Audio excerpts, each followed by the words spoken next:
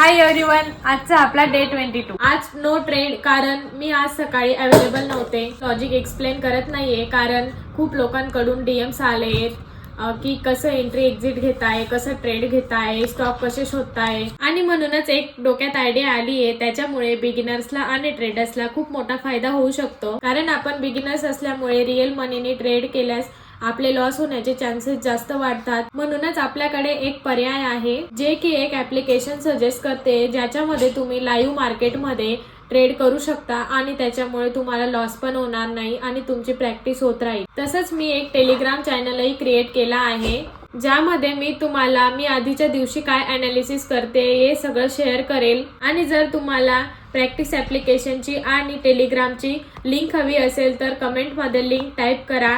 Link तुम्हाला DM मध्ये मिळून जाईल।